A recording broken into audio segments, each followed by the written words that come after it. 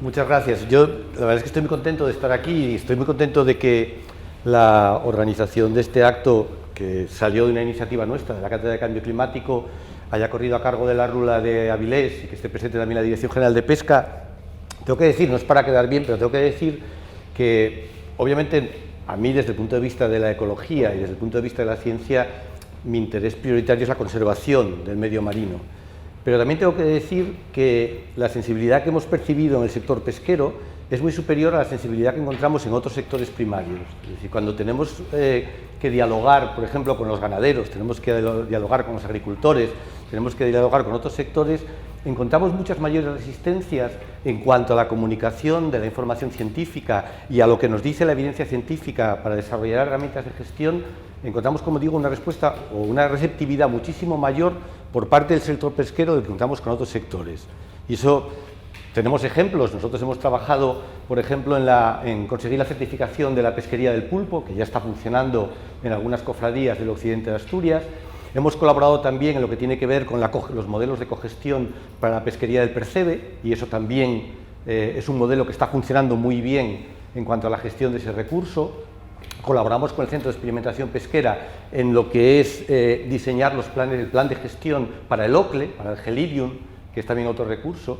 Y ya digo que con las reticencias normales, porque digamos que son intereses contrapuestos. Muchas veces la conservación presenta argumentos que complican la explotación y viceversa, pero se puede llegar a un acuerdo. Yo creo que puede haber puntos de encuentro. Y además es un recurso que es vital, lo acaba de decir el director general, y Asturias mira al mar, y en Asturias dependemos mucho de esos recursos pesqueros, y está bien que, si queremos asegurar precisamente esa sostenibilidad del recurso, la sostenibilidad implica que se pueda mantener la sostenibilidad económica, es decir, que la gente pueda vivir de la pesca, pero que al mismo tiempo el recurso se pueda conservar a largo plazo, es decir, que no se agote, que no ocurra, por ejemplo, como la pesquería del bacalao en Terranova, que por una mala gestión en los años 80 ha desaparecido. Entonces, yo en ese sentido me siento muy contento, muy satisfecho de esta relación que se ha establecido entre la ciencia y el sector.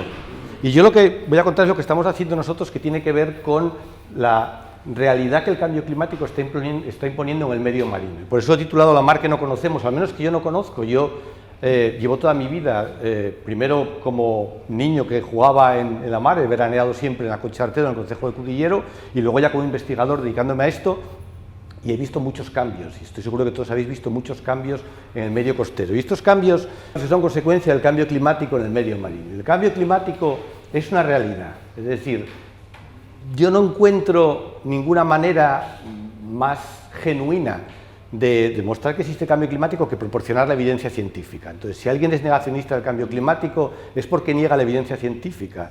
Es lo mismo que intentar argumentar con un terraplanista. ¿Yo qué voy a hacer con un terraplanista? Que me dice que la Tierra es plana, si estamos invadidos de imágenes de la Tierra desde el espacio y sabemos que todos los planetas son una esfera. Bueno, pues es lo mismo. El cambio climático es algo que está ocurriendo ya, y además está ocurriendo con una magnitud que está provocando cambios que van a tener consecuencias en todos los sectores económicos y en nuestro modo de vida y en la distribución de los seres humanos en el planeta, etc. Y en el caso del medio marino es un monstruo que tiene básicamente tres cabezas, es decir, tres manifestaciones que tiene el cambio climático. La primera de ellas, y la más evidente de todas, porque es en lo que más nos fijamos, es el aumento de temperatura. Es decir, la temperatura del agua del mar está aumentando, y está aumentando, como veremos después, mucho. Pero en segundo lugar hay también otro proceso, que es el de acidificación de las aguas marinas.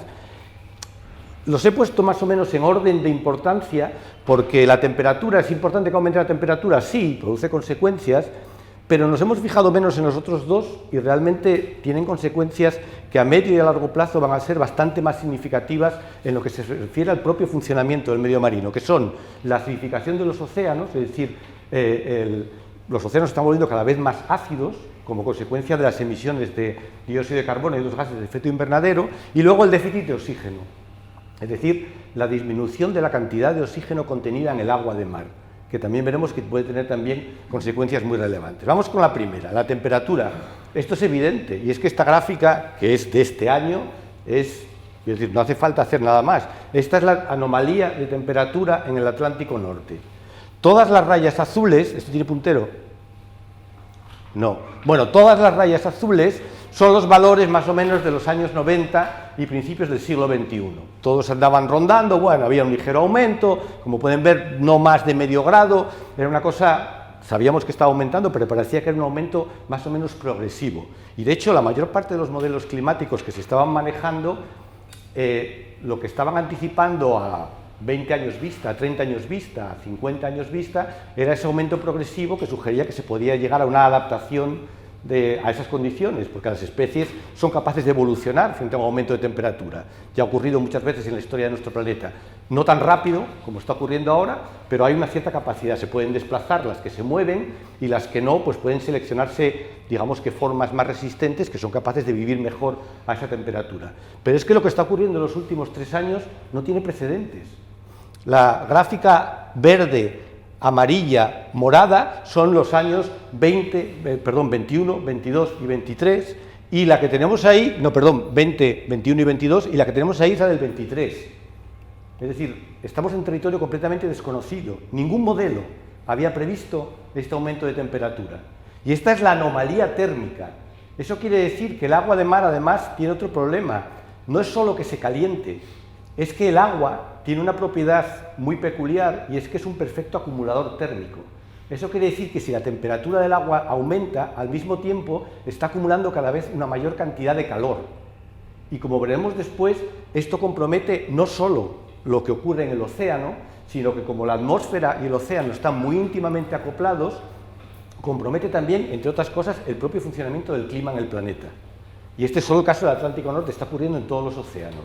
Y las consecuencias de esta temperatura, de este aumento de temperatura, no son solo que vaya subiendo, como ve ahí, casi 1 grado en el último año, es que además la frecuencia de episodios extremos en el agua de mar es cada vez mayor, cada vez ocurren olas de calor marina, que es a lo que nos estamos dedicando nosotros últimamente, con más frecuencia y con más intensidad. Y cualquiera que se bañe por el verano aquí en el Cantábrico sabe que cuando sopla nordeste baja la temperatura por un fenómeno costero que se llama el afloramiento.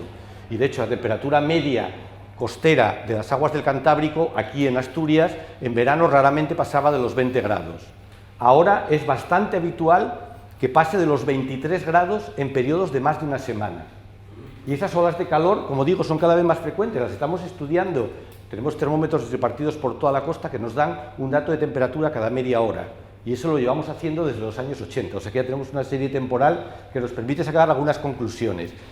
Entre estas conclusiones está este trabajo que forma parte de la tesis doctoral de una estudiante a la que yo estoy dirigiendo, Pablo Izquierdo, estudiando las olas de calor marinas en la costa asturiana a partir de esta red de termómetros y relacionándola con eventos que tienen aquí de desaparición de especies de macroalgas en la zona costera. Los bosques submarinos de macroalgas, lo que se llaman bosques de kelp, prácticamente han desaparecido de Asturias. Y esos bosques de kelp son el hábitat primordial de muchas especies de interés pesquero, sobre todo de invertebrados, pero luego también son las áreas de puesta y reproducción de muchas especies de peces. Si desaparece, vamos a hacer una analogía, si yo de repente elimino Muniellos y todo el bosque caducifolio de Asturias, desaparece el zorro, el erizo, la mayor parte de los pájaros de bosque y otro montón de animales. Bueno, pues eso ya ha ocurrido en el medio marino. Y el medio submarino ahora, en Asturias, es completamente diferente del medio marino que había, el medio submarino que había hace 15 años. Y eso se nota, pues como digo, en el santiaguín, en la andarica, en el centollo, en el bogavante, en el erizo de mar. Todas esas especies se pescan mucho menos. Y se pescan... las cetáreas en la actualidad, yo soy muy aficionado al marisco, las cetáreas en la actualidad, la mayor parte de ellas traen el marisco de fuera para mantenerlo aquí, porque es que ya es casi imposible capturar una cantidad suficiente de marisco local como para que sea rentable. Y eso es consecuencia de esas olas de calor marinas, como digo, son cada vez más frecuentes y cada vez más intensas. Pero no es solo eso, porque este cambio de temperatura está produciendo lo que se llama una tropicalización de las aguas costeras. Tenemos temperaturas, como digo, la del agua de 23 grados, 24 grados. Luego, especies que están habituadas a vivir a 23 y 24 grados, es decir, de latitudes mucho más meridionales o incluso mediterráneas, son capaces de llegar y de sobrevivir. Y esto es solo una muestra de algunas noticias de la presencia de estas especies, que eran especies o raras o nunca vistas en esta zona. Este ejemplo me es especialmente próximo porque la semana pasada salimos con la embarcación de la universidad para coger unas muestras de sedimento para otra cosa y lo vimos. Yo vi un pez volador. Yo no había visto nunca un pez volador en la costa asturiana. Eran raros, pero si se sale todos los días a la mar como sale un pescador, seguro que los habían visto, pero yo había salido ya muchas veces y no lo había visto jamás. Pero con ellas está, pues por ejemplo, la salpa brasileña, que además es un pez herbívoro, con lo cual se encuentra con una situación especialmente favorable porque no había peces herbívoros aquí en la costa asturiana, entonces está actuando todavía más sobre los campos de algas. Aparece este tipo de, próximo al fugu, al japonés, que es un pez además es tóxico. Luego puede haber el problema de que pesquemos especies cuyo efecto no sabemos cuál puede ser su consumo. Este es un problema que estas noticias son del año pasado, de este año y de hace 2 años. Y esto, como digo, es un suceso que va a ir a más. A medida que el agua de mar se calienta, empezarán a aparecer más especies que antes eran o muy raras o nunca vistas, cada vez serán más frecuentes. Y eso pues, puede conducir a varias cosas. Una es que entren en competición con especies locales y las especies locales no sean capaces de superar la competencia y por lo tanto sus abundancias declinen, o que obliguen a nuevos usos de la pesca, es decir, a la explotación de otras especies, a adaptar las artes a la extracción de otras especies que previamente no se estaban extrayendo. Esa es la primera de las 3 cabezas del monstruo, por lo tanto es la temperatura. La segunda, que es mucho más sutil, y por eso normalmente el público no es tan consciente de ello, porque ¿quién manda midiendo el pH, es decir, la acidez de los océanos? Es más sutil, pero muchísimo más peligrosa a medio y a largo plazo. Si estamos aumentando las emisiones de CO2, de gases de efecto invernadero, pero principalmente de CO2 a la atmósfera, aumenta la presión parcial de ese gas en la atmósfera. Y por lo tanto es más fácil que ese gas pase por simple contacto entre el aire y la superficie del agua de mar. Luego se incorpora CO2 al agua de mar.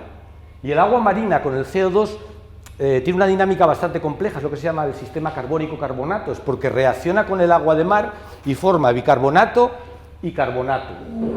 Pero ese equilibrio es un equilibrio muy peculiar, porque a medida que incorporamos CO2, aumenta la concentración de bicarbonato y disminuye la concentración de carbonato. Si disminuye la concentración de carbonato en el agua de mar, lo que ocurre es que cualquier organismo que lo necesite para su esqueleto, y eso incluye el fitoplancton o los corales, lo va a tener muy difícil, porque no tiene carbonato para ir. Entonces, en lugar de formar esqueleto, se va a empezar a disolver su esqueleto. Y esto es una serie histórica, además, muy fiable, porque es un medidor de CO2 que se instaló en un volcán en Hawái a bastante altura, en Mauna Loa, y está midiendo el CO2, como ven aquí, pues desde los años 50. Y aquí se ve la tendencia continua al aumento de la concentración de CO2 atmosférico y la relación directa que tiene con la concentración de CO2 que pasa al agua de mar y el aumento de acidez del océano, que puede parecer pequeño, pero esta tendencia progresiva cada vez se lo pone más difícil a los organismos que son capaces de formar estructuras calcáreas, y hasta el punto de que lo que está ocurriendo en muchas regiones del planeta, que es el blanqueamiento de los arrecifes de coral, es cada vez más frecuente. Hasta la Gran Barrera de Coral, que era el mayor ecosistema coralígeno de todo el planeta, está empezando a sentir los efectos de este fenómeno y está empezando a reducir su extensión simplemente porque los corales no son capaces, en donde viven habitualmente, de enfrentarse a este incremento de acidez. Es verdad que algunas especies sobreviven porque viven más profundas, y como el CO2 se difunde desde la atmósfera a la superficie, cuanto más profundo esté uno, más tarda en llegar ese efecto, pero en todo caso llega, y va llegando cada vez más, y el retroceso de los arrecifes de coral es ya un problema en muchos lugares del planeta. Aquí no, porque no tenemos arrecifes de coral, pero piensen que hay muchas regiones del planeta donde el principal recurso es el recurso turístico, viven de que la gente disfrute de los arrecifes de coral y se enfrentan a que cada vez hay menos coral que ver, aparte de la enorme cantidad de especies de peces que viven asociados a los arrecifes de coral. Esa es la segunda de las cabezas del monstruo. Y la tercera es el fenómeno de desoxigenación del océano. Todos los gases se disuelven mejor en el agua de mar, la mayor parte de los gases se disuelven mejor en el agua de mar cuanto menor es la temperatura. Es decir, en agua fría cabe más gas disuelto que en agua más caliente. Y el gas más afectado por eso es el oxígeno. De manera que cuanto más caliente está el agua, menos oxígeno puede contener. Los peces, como nosotros, son organismos heterótrofos, es decir, necesitan oxígeno para la respiración. Cuanto menos oxígeno hay, peor lo tienen para respirar. Por lo tanto, pueden tener un problema para empezar de su capacidad de crecimiento. Para crecer necesitamos oxígeno, para respirar y poder quemar la materia orgánica y obtener energía. Cuanto menor es esa concentración de oxígeno, y los puntos rojos son zonas en las cuales en el medio costero se han detectado estos fenómenos de desoxigenación.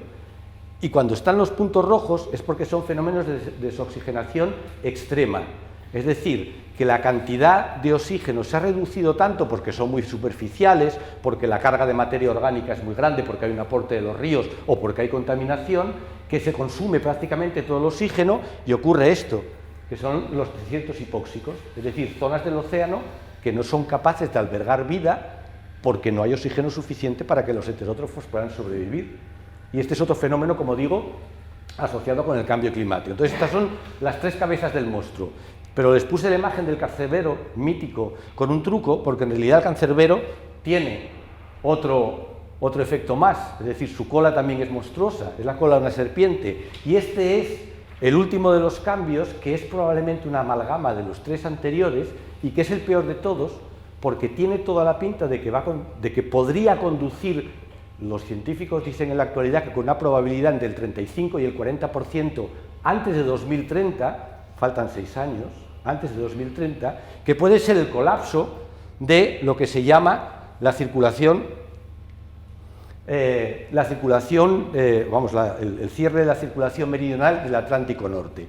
Las corrientes marinas, el océano está en continuo movimiento, que lo veamos así, tiene una dinámica bastante activa y bastante compleja. En la superficie las corrientes son bastante fáciles de describir porque siguen el régimen de vientos, es decir, el mar se mueve porque el viento lo arrastra y por lo tanto donde dominan por ejemplo los alisios hay una fuerte corriente superficial ecuatorial y luego donde soplan vientos predominantes pues de la zona ecuatorial hacia los polos tenemos corrientes cálidas, que además en la mayor parte de los casos les hemos dado nombre porque son muy fáciles de caracterizar. La corriente de Golfo es esta que tenemos aquí en el Atlántico, y en la parte donde las corrientes están movidas como consecuencia de los giros anticiclónicos del norte hacia el sur tenemos corrientes frías como la corriente de Canarias. Eso en la superficie. Pero claro, esto que ocurre en la superficie paulatinamente se va trasladando a la profundidad y acaba incluso produciendo movimientos pues, a 1000 metros, a 1500 metros. Pero luego además, como el agua de mar, su densidad cambia mucho en función de su temperatura y de su salinidad, aparecen corrientes profundas. Y esas corrientes profundas forman lo que se llama la circulación termoalina. Esta circulación termoalina lo que hace es básicamente comunicar todas las aguas del océano.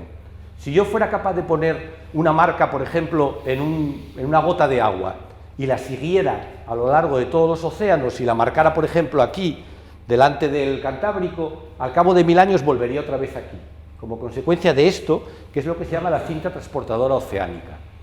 Y esa cinta transportadora oceánica, en el caso del Atlántico, es especialmente relevante porque está formada por dos componentes. Una corriente superficial, que es esta, que está sobre todo mediada por el efecto beneficioso y además por el efecto muy intenso de la corriente del Golfo, que es esta que nace por aquí en la zona del Caribe y trae agua bastante cálida de las zonas del Caribe, la transporta a lo largo del Atlántico Norte y va a morir en la parte más al norte del Atlántico, ya muy cerca del Ártico. De hecho, esa corriente es una transportadora de calor extraordinaria que lo que hace es que las condiciones climáticas en toda la fachada atlántica europea sean mucho más suaves que en la latitud equivalente de la costa de Norteamérica. Fíjense que, por ejemplo, Inglaterra está a la misma latitud que Terranova, y desde luego el clima inglés no tiene nada que ver con el clima de Terranova. Es precisamente por ese efecto moderador que tiene la corriente cálida del Golfo. Bueno, pues esa corriente, a medida que se va acercando hacia el Ártico, el agua se va enfriando.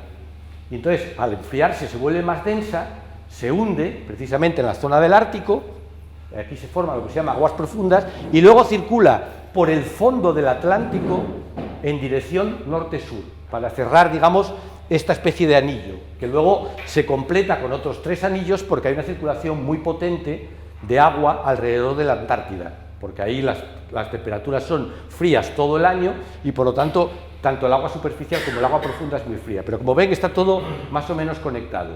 Y los puntos amarillos son las zonas donde se forma agua profunda, es decir, las que mantienen en funcionamiento esta cinta transportadora. Y como ven, hay 2 sitios fundamentales de formación de agua profunda. Me dirán, ¿y en el Pacífico? En el Pacífico no, porque el Pacífico es un mar que está prácticamente cerrado por el norte y por lo tanto no hay ese contacto con las aguas árticas. Pero en el Atlántico sí. Entonces aquí se forma agua profunda y aquí se forma agua profunda. En la Antártida no hay mayor problema. La Antártida es un continente prácticamente despoblado, el agua se ha mantenido fría y parece que se sigue manteniendo fría, pero en el Atlántico hay un problema. El agua cada vez está más cálida y además la temperatura de la atmósfera es cada vez mayor, con lo cual, y lo hemos oído ya en muchos reportajes, el hielo del Ártico cada vez dura menos. Y por lo tanto, ¿qué tenemos aquí? En lugar de hielo, tenemos el resultado de la fusión del hielo ártico. Pero es que el hielo, cuando se funde, no es agua salada. El hielo, cuando se funde, es fundamentalmente agua dulce, que es menos densa que el agua salada. Luego establece aquí una barrera y cortocircuita este proceso de hundimiento. Y ese proceso está yendo a más, porque cada vez la temperatura del aire es mayor, porque cada vez las diferencias de densidad entre esta agua superficial y la profunda son mayores, y entonces nos estamos enfrentando a lo que se llama el cortocircuito, el colapso de ese sistema de circulación. Ya ven que los científicos, con una probabilidad entre el 35 y el 40%, prevén el colapso de esa cinta transportadora para el año 2030. ¿Cuál es la consecuencia de eso? La consecuencia de eso fundamental es que el efecto benéfico del transporte de calor de la corriente del Golfo que viene desde el Caribe hacia la fachada atlántica europea va a desaparecer. Y lo que va a aparecer es esto. Y esto es una anomalía de baja temperatura en toda la parte de la costa, del Atlántico Norte. Lo cual quiere decir que, por ejemplo, todo lo que va al norte de Bretaña puede volver a estar en condiciones de desarrollar una nueva glaciación, es decir, a estar prácticamente permanentemente cubierto de hielo. Para 2030. Y ya digo, estos son modelos que por primera vez empiezan a hacer las predicciones de que podría ocurrir. Hasta ahora teníamos modelos que más o menos decían que podría ocurrir con la cinta transportadora, pero a 100 años vista, a 150, con ese aumento gradual de la temperatura. Pero con estos cambios que tenemos tan bruscos, este modelo ya es algo muy posible. Es decir, una probabilidad del 33% es 1 entre 3, de que ocurra 1 entre 3 antes de 2030. Yo desde luego haría una primitiva, si tengo una probabilidad del 33% de que me toque. Por lo tanto, este es la cuarta manifestación de ese monstruo que, entre otras cosas, hemos creado nosotros, hemos engordado nosotros. A ese cancerbero le hemos dado la suficiente comida para hacerlo muy grande y para dejarlo en esta situación. ¿Va a ocurrir esto de manera cierta? No lo sabemos, porque los modelos climáticos es verdad que tienen también un cierto grado de incertidumbre. Es fácil modelar el clima que va a ocurrir en Asturias los próximos 3 días, pero a ver quién se atreve para decir el clima que va a haber el año que viene, porque la cantidad de variables que necesitamos es muy grande. Pero al menos esto debería hacernos pensar en que las condiciones en ese mar, como digo, que hemos conocido, probablemente dejen de ser las que hemos conocido hasta ahora, que las cosas van a cambiar.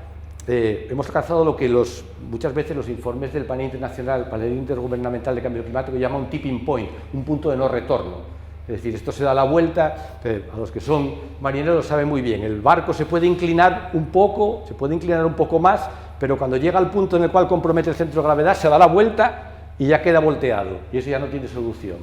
Bueno, pues puede que estemos ya en el punto en que está al borde ya de voltearse. Yo, ya lo digo, no quiero ser catastrofista, pero es una realidad que cada vez está más cercana y a la que deberíamos, de la que por lo menos deberíamos ser conscientes. Incluso si no ocurriera esa situación tan irreversible, los cambios de temperatura, los cambios de acidez y los cambios de contenido de oxígeno en el medio marino sí que van a producir consecuencias muy severas sobre la vida en el mar y deberíamos estar preparados para ello. Nada más. Muchas gracias.